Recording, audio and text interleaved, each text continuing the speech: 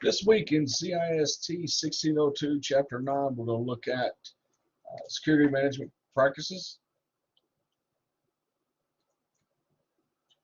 So once we get through this chapter, you should be able to list the elements of key information security management practices, discuss and implement information security constraints on general hiring practices. We'll explain the role of information security in employee terminations. Look at how security practices are used to regulate employee behavior and prevent misuse of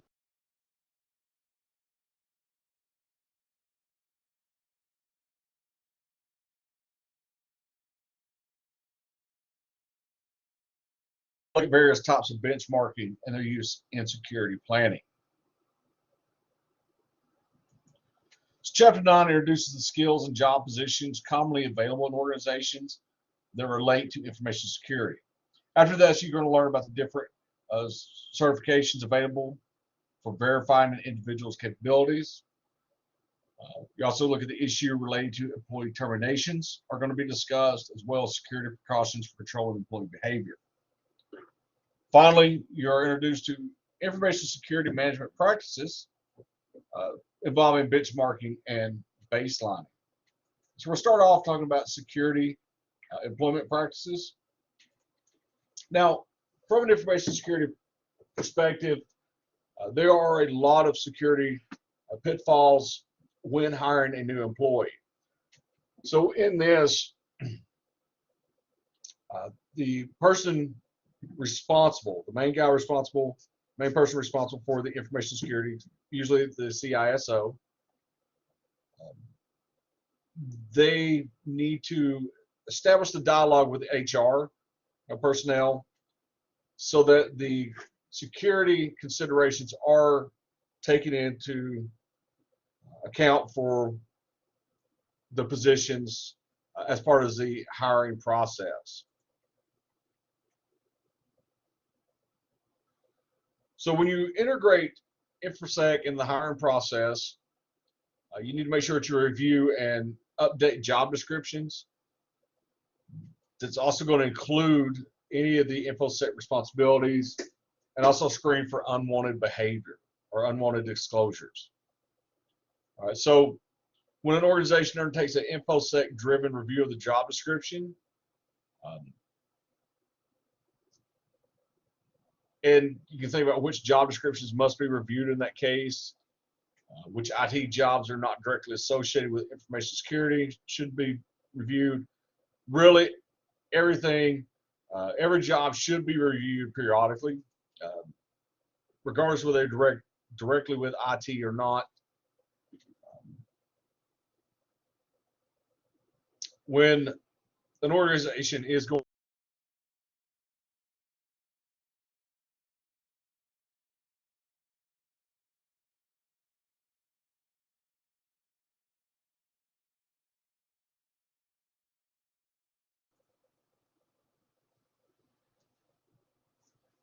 when you are doing the interviews, information security should also advise the human resources to limit information provided to the candidates about those access rights.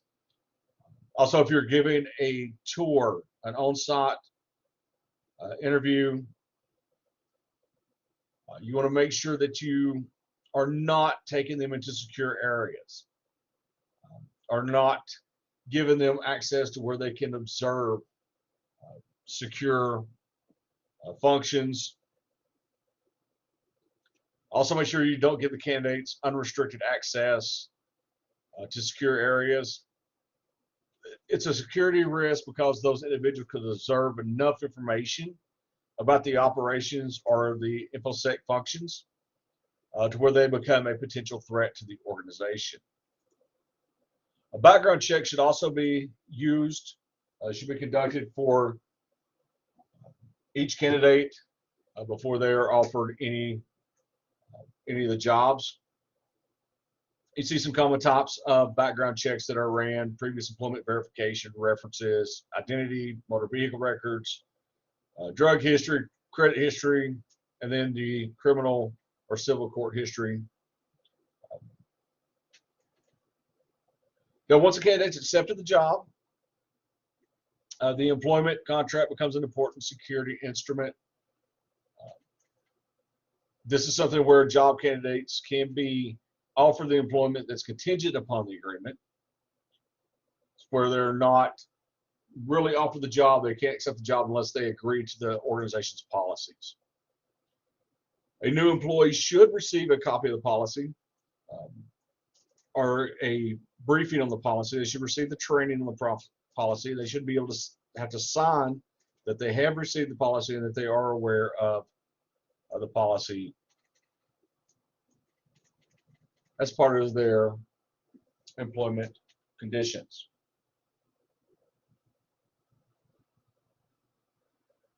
Also, if you want to heighten information security awareness, you should incorporate information security components into the employee performance evaluations. Okay, because employees pay close attention to these job performance evaluations. So in there, if you have the information security task, that's going to motivate your employees to take more care when they are performing these tasks. Now, there are some issues that arise with termination when an employee leaves the organization. A couple tasks that must be performed is the employee's access to the organization's systems must be disabled. The employee must return all removable media. The hard drives must be secured. File cabinets locks must be changed. Office doors locks must be changed. Key card access must be revoked. The former employee's personal effects must be removed from the premises. The former employee should be escorted from the premises once the keys, key card, and other business property has been turned over.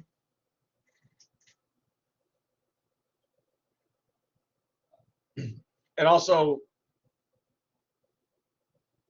in addition to performing these tasks, there may be an exit interview that will be conducted that's going to remind the employee of any contractual obligations, such as non-disclosure forms, non-disclosure agreements, maybe a no-compete clause. And also they can then obtain feedback from the employee's tenure in the organization. Now, depending on how the employee left, whether it's on hostile or friendly departure, may have an impact on the employee's out processing.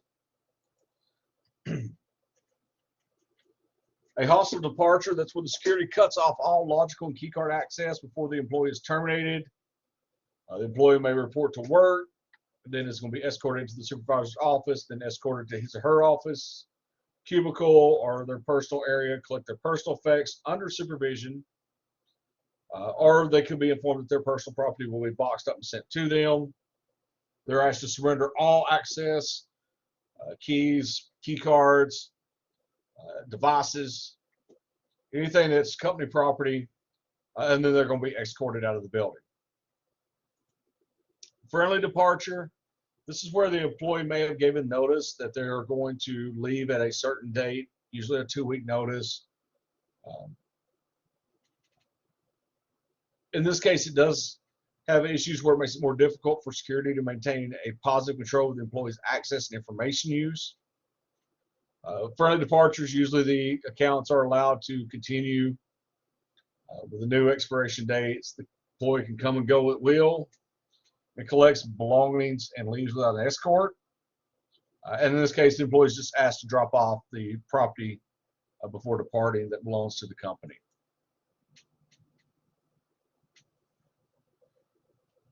So, regardless of the way a termination happens, anything, the offices, information used by the departed employee must be inventoried. Either the files are going to be stored or destroyed and property returned to the organization.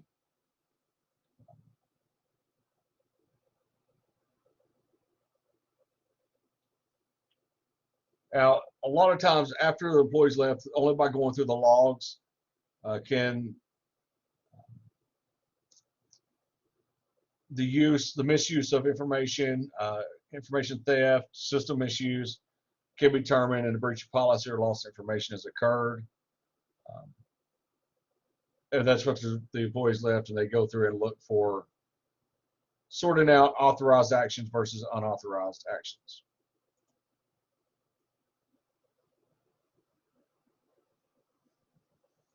So we also have various methods that we use to monitor and control employees. That's going to minimize their opportunities to misuse information.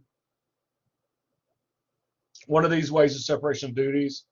It's a way of assigning multiple people to process, to provide checks and balances. And this is done in order to seek the highest security. What it does, it makes it difficult for an individual to violate information security and breach the confidentiality, integrity, or availability of information.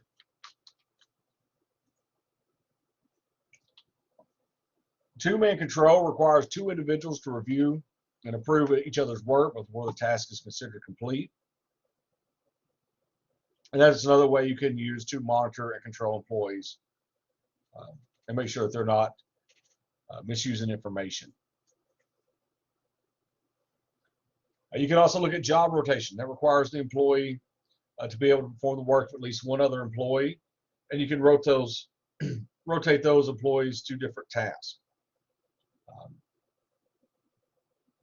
Mandatory vacations is another way you can use to discourage employee misuse. What it does, it allows the organization to perform a detailed review of everyone's work while they're on vacation. You can also use the principle of least privilege, which where you will minimize the employee's access. So the employee has access to only information resources they need to perform their duties. This reduces the chance that abusers will damage or steal the data.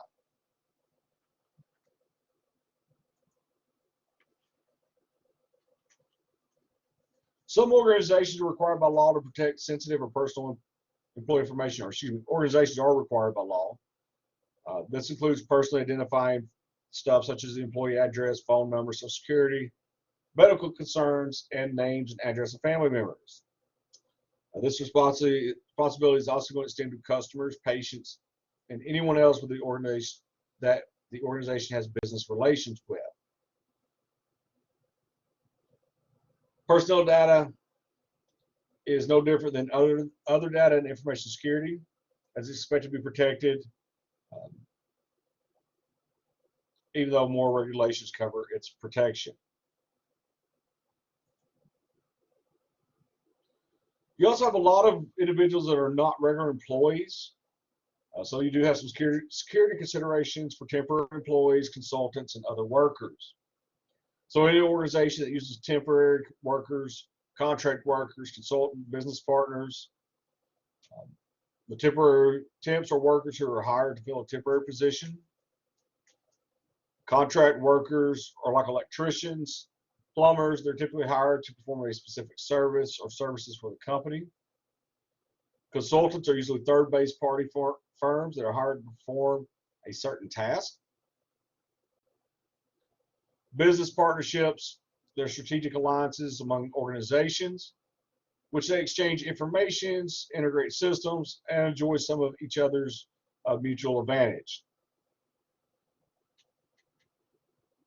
Once again, you want to apply the principle of least privilege here. So access for the temps, for example, should be limited to what is necessary to perform their job. Contract workers should not be left alone to work freely without supervision, and also should not be given full access to the facilities. Same with consultants, they should be handled like contract workers. Business partners, you may have a non-disclosure agreement or a prior business agreement that specifies the level of exposures both the organizations are willing to tolerate.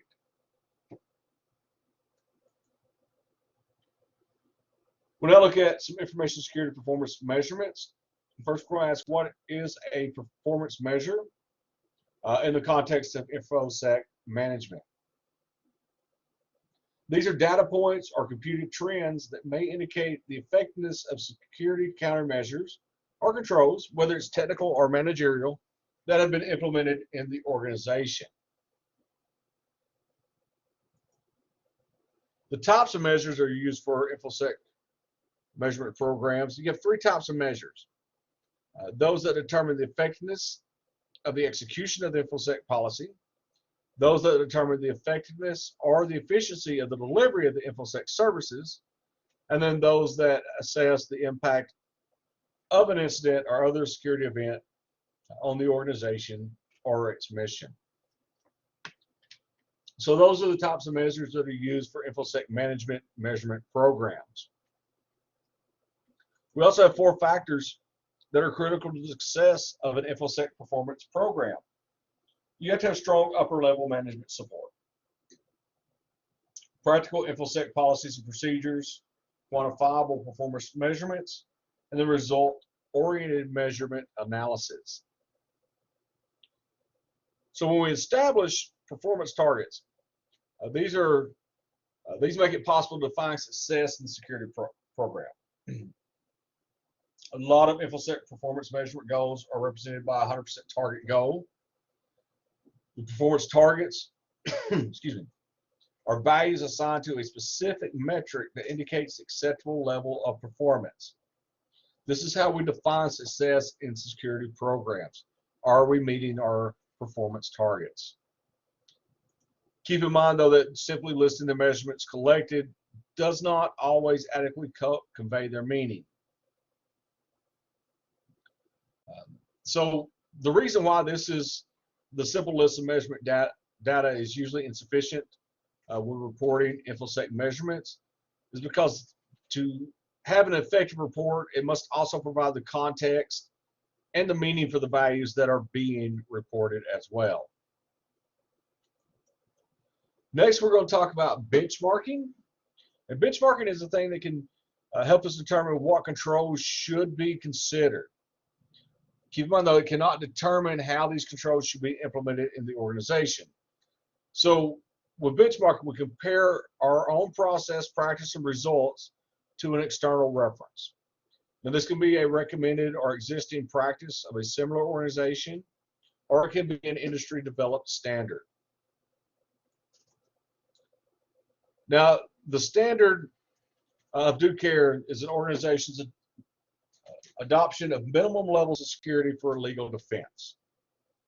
It may need to show that it's done what is prudent, what any prudent organization would have done in similar circumstances. If we have the failure to support a standard of due care or due diligence, that can open up an organization to legal liability. And that's if it's provided, it can be shown that the organization was negligent in the application of information protection. So due care is saying that this is the minimal level of security that's going to meet the standards that we've done what other organizations would have done in similar situation. Due diligence requires that organizations ensure that the implemented standards continue to provide the required level of protection. So what are the recommended security practices? All right, a recommended security practice are security efforts that are among the best in the industry. There are some ways that you can find recommended practices. One of the sources for finding these practices is look for the Federal Agency Security Project. That's a good source to find recommended practices.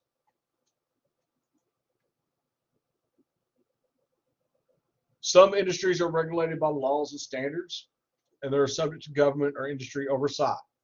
In this case, they're going to be required to meet regulatory or industry guidelines in their security practices. Other organizations,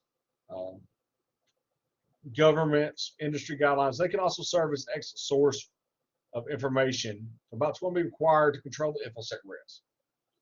So you have to ask, when you're selecting recommended practices, what criteria should you use? All right, so you should ask, first, does your organization resemble the targeted organization? Are the resources you spend going to be similar to those called for by the practice? And also, are you in a similar threat environment as the one assumed by the practice? Now, one of the biggest barriers to benchmarking in InfoSec is the fact that organizations do not talk to each other. They do not share results. You also have another limitation that no two organizations are identical. And a third limitation is that the recommended Recommended practices are a moving target. The big one is that, if an organization's attacked, if a successful attack is levied against an organization, that organization may often be perceived as a failure, so they try to keep that secret. Baselining is a value or profile of a performance metric against which changes in the performance metric can be usefully compared. It involves making comparisons between two other companies, whereas benchmarking involves making comparison to other companies, where baselining is going to involve making comparison to your own company.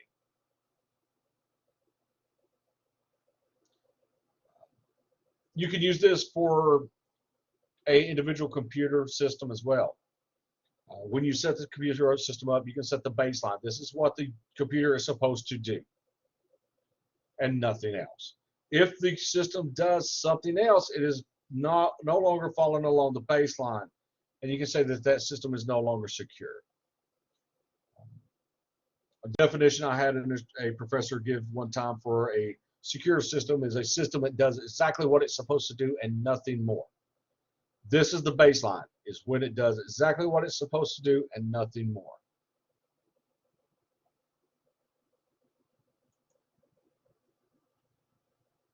So there are support for benchmarks and baselines. The Gardner Group, they offer this 12 questions as a self-assessment for recommended security practices when you're discussing people. Do you perform background checks on all your employees with access to sensitive data, areas, or access points? Also, would the average employee recognize a security issue? Would they choose to report it? Would they know how to report it to the right people? Would you look at baselining and benchmarking processes? Are the enterprise security policies updated on at least an annual basis? The employees educated on the changes and consistently enforced? Does your enterprise follow a patch update management and evaluation process to prioritize and mediate the security vulnerabilities? Are the user accounts of former employees immediately removed on termination? Are security group representatives involved in all stages of the project lifecycle for new projects? In technology, they ask, is it every possible route to the internet protected by a properly configured firewall? Is sensitive data on laptops and remote systems encrypted? Are your information assets and the systems they use regularly assessed for security exposures using a vulnerability analysis methodology? And are systems and networks regularly reviewed for malicious software and telltales from a prior attack?